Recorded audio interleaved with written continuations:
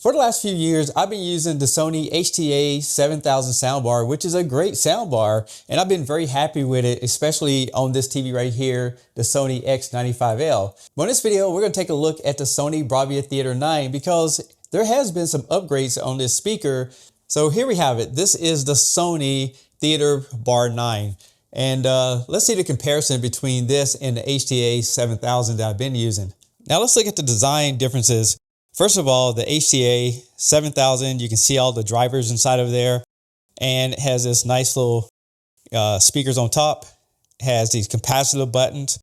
And then when it comes to the new 9 series, it has a grill that goes all the way across, so you don't see the speakers anymore. Makes it look a little bit stealthier. And then we put them side by side.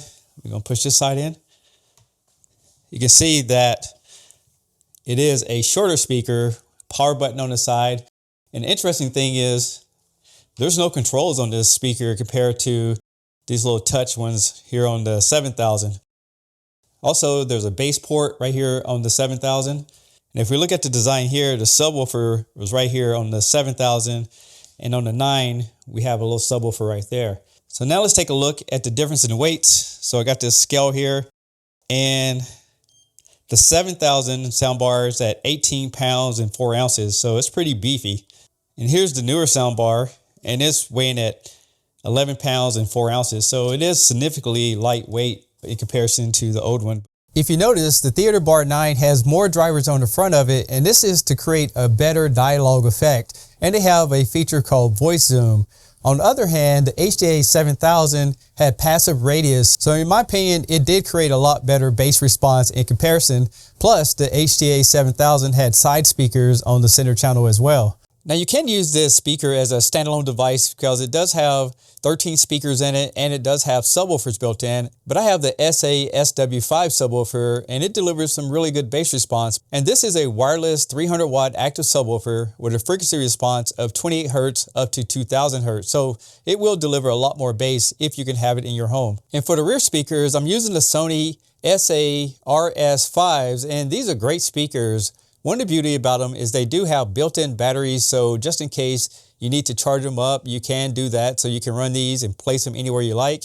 And they also work with the soundbar to give you up to 360-degree sound with speakers on the front of them and speakers on the top of them to give you a more immersive feel. The remote control that comes with the HT-A7000 is robust. You have all types of controls on here where you can make all your adjustments as well as get through the on-screen menu. And I really like the features on this remote.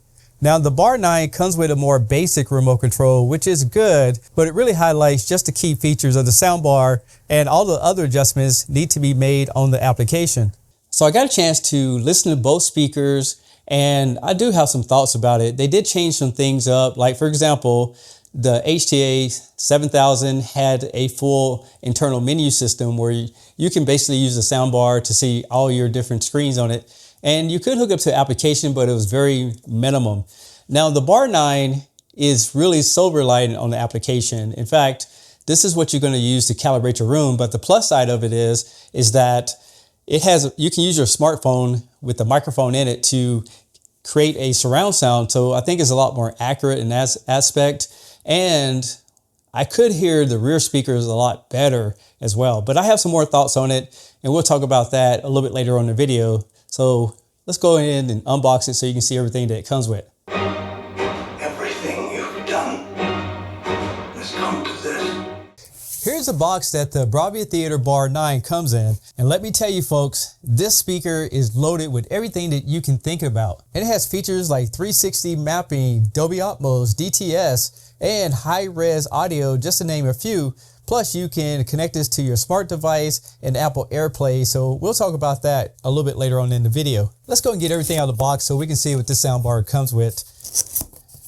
And I know it has a lot of goodies. So it gives you a setup configuration, show you how to use the eARC on your television, as well as the barcode for the application. And we have this little box right here. It comes with brackets, screws for them, and these are some little adapters. You get the instruction book. And over here, we have the remote control with the batteries. You get an HDMI cable for hooking up to your television. And if you have a Sony television that supports Bravia core, you also get the 3.5mm cable so you can hook it up to use the TV speakers as your audio. And of course you get a power cord. Here's the remote control. It's a little bit thicker size, but it has input, power, sound fields, voice. You also have some volume up and down. There's also a bass control, night mode, and you can mute the audio whenever you need to. And here's the Bar 9 soundbar, and it has a lot of speakers in it. All right, so let's get this unwrapped, and I'm gonna put this box to the side. Now the Bar 9 has 13 speakers, and here's a diagram to explain how everything is inside of this enclosure. So on the bottom of it, there's that screw hole that you can hook up to those wall mount brackets. There's a power cord input. And on the other side, there's that E-arc that you can hook up to your television. And over here, we have that pass-through so you can hook up your gaming console to it. Plus, this is the center channel output that goes over to certain Sony televisions. Now, on the front of it has this nice felt material, and it's pretty premium overall. And the back of it has that checkerboard look that you find on a lot of the Sony Bravia televisions, so it kind of matches the theme. Now let's go over to the Bravia 7 so I can show you how to get everything up and running.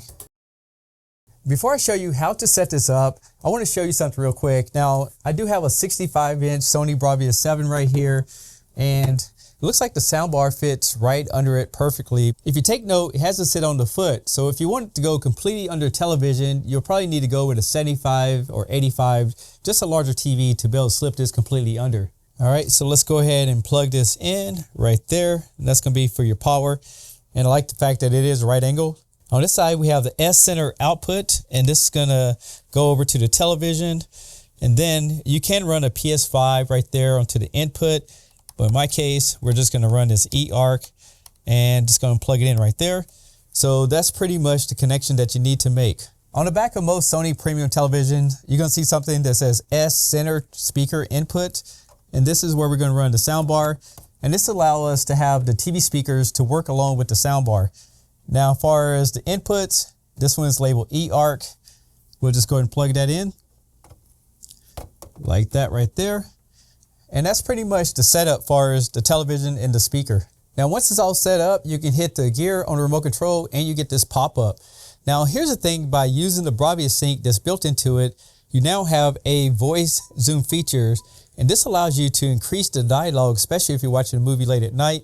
You have access to your sound fields, night mode, bass level. And if you have the rear speakers, you also have a volume control for those now, which is pretty cool.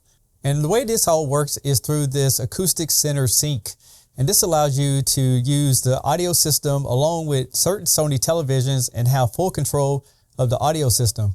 Now, when I had the system at my home, I was able to do some audio checks using my smartphone and the Sony Connect application, and it was able to map out everything great.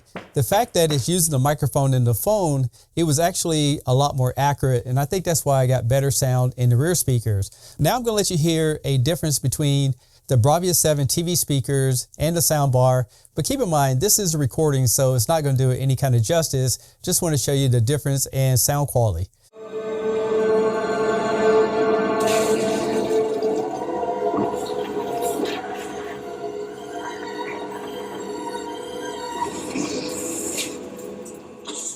Copy that. Captain Kennedy, why aren't you blasting that puny ship? That puny ship is too small and to too close range.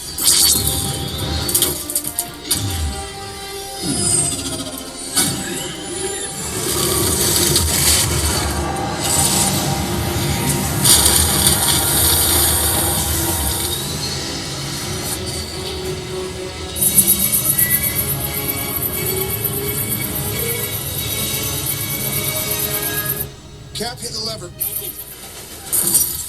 Keep going.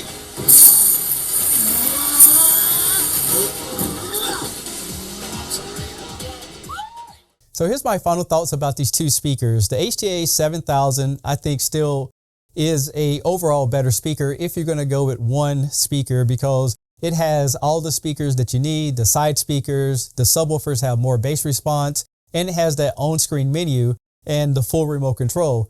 But overall, if you're looking for sound quality, if you add the subwoofer to the Bravia 9, I think overall it has a better sound because the dialogue is a lot more clear. And in addition to that, this speaker has better controls with the application to give you better mapping to get that 360-degree sound. So as a standalone, I think it sounds really good. It just don't have that bass response that the 7000 has. So what do you guys think?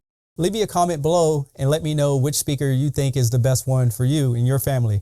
I'm Tech Steve. Thanks all for watching, and I'll catch you on the next one. Peace.